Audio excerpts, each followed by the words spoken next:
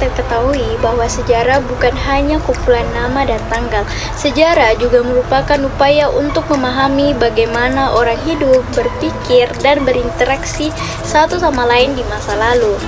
Mempelajari sejarah ini adalah mempelajari bagaimana menghargai waktu, menghargai peristiwa-peristiwa yang telah terjadi dan dijadikan sebagai pembelajaran untuk kehidupan yang dijalani saat ini dan yang akan datang. Peristiwa sejarah sebagai peristiwa sebenarnya memiliki makna yang sangat luas dan beraneka ragam. Keluasan dan keanekaragaman tersebut sama dengan luasnya dan kompleksitas kehidupan manusia.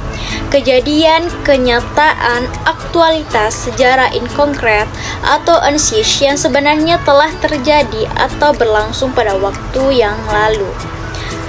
Sejarah sebagai peristiwa sering juga disebut sejarah sebagai kenyataan atau sejarah sebagai objektif. Ada 3 karakteristik sejarah sebagai peristiwa, yaitu unik, penting, dan abadi. Yang pertama, unik, artinya peristiwa sejarah hanya terjadi sekali dan tidak mungkin terulang peristiwa yang sama untuk kedua kalinya. Nah, karakteristik yang kedua yaitu penting, artinya peristiwa sejarah yang ditulis adalah peristiwa-peristiwa yang dianggap penting dan yang mempengaruhi perubahan dan perkembangan manusia. Karakteristik yang terakhir yaitu abadi, artinya peristiwa-peristiwa sejarah tidak berubah-ubah dan akan selalu dikenang sepanjang masa. Sejarah sebagai peristiwa sering juga disebut sejarah sebagai kenyataan dan sejarah sebagai objektif. Artinya, peristiwa-peristiwa tersebut benar-benar terjadi yang didukung oleh evidensi-evidensi yang menguatkan baik berupa saksi mata yang dijadikan sumber sejarah, peninggalan dan catatan-catatan atau rekor video.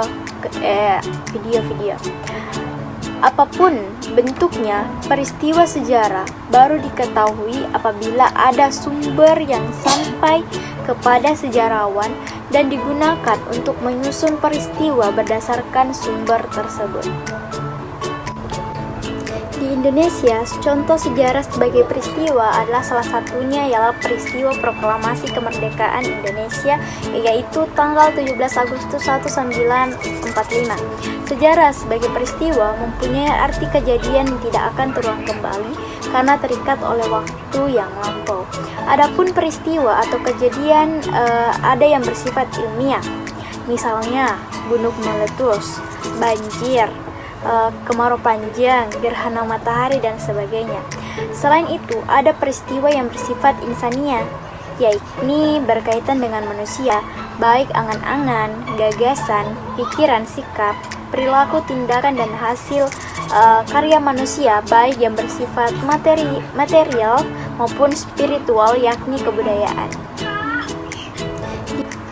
Selanjutnya, sejarah sebagai kisah. Sejarah sebagai kisah adalah rekonstruksi peristiwa sejarah berdasarkan fakta sejarah mengenai peristiwa penting di masa lampau yang menyangkut kehidupan manusia secara umum.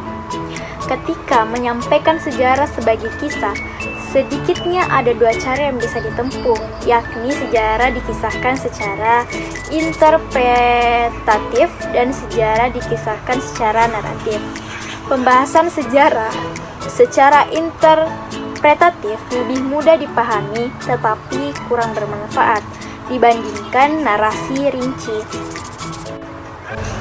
Sejarah sebagai kisah dapat berbentuk lisan dan tulisan. Secara tertulis, cerita sejarah itu dapat kita baca dalam buku-buku sejarah, majalah-majalah, dan surat-surat kabar. Sejarah lisan kita dapat mendengarnya dalam narasi, ceramah, percakapan-percakapan, penyajian pembelajaran sejarah di sekolah atau kuliah di perguruan tinggi, dan dari siaran radio atau TV. Juga kita dapat menyaksikan dalam sandiwara dan film. Karena sejarah itu suatu cerita, sifatnya bergantung kepada siapa yang menceritakannya. Ciri sejarah sebagai kisah yang pertama itu subjektif karena dipengaruhi kepentingan, kepribadian, nilai, dan latar belakang penulis atau sejarawan. Yang kedua, interpretatif karena mengandung penjelasan atau makna dari peristiwa sejarah yang disampaikan. Yang ketiga, naratif karena menggunakan gaya bahasa yang menarik dan mengalir untuk menceritakan peristiwa masa lalu. Pembahasan terakhir yaitu sejarah sebagai ilmu. Sejarah sebagai ilmu menyangkut langkah-langkah dalam penelitian sejarahnya, sehingga sejarah sebagai ilmu yang sifatnya ilmiah. Di samping itu, sejarah sebagai ilmu menjelaskan pengetahuan tentang masa lalu yang berusaha menentukan dan mewariskan pengetahuan suatu masyarakat tertentu. Ada beberapa ciri ketika sejarah dikategorikan sebagai ilmu, yaitu bersifat empiris, memiliki objek, memiliki teori, memiliki generalisasi, dan memiliki metode itu sendiri. Yang pertama itu bersifat empiris. Sejarah dianggap sebagai disiplin empiris karena kaitannya langsung dengan pemeriksaan dan interpretasi. Pengalaman manusia sebagai didokumentasikan dalam berbagai artefak dan catatan sejarah. Yang kedua, memiliki objek. Artinya, setiap ilmu pengetahuan tentunya harus memiliki tujuan dan objek materi atau sasaran yang jelas dan memiliki perbedaan dengan ilmu yang lain. Nah, selanjutnya memiliki teori di mana sejarah mempunyai teori epistemologisnya sendiri yang berfungsi sebagai landasan untuk menetapkan prinsip-prinsip yang mengatur penyelidikan ilmiah sejarah. Nah, selanjutnya mempunyai generalisasi, artinya pernyataan yang menyatakan hubungan antara konsep-konsep dan berfungsi untuk membantu dalam berpikir dan mengerti. Nah, yang terakhir mempunyai metode.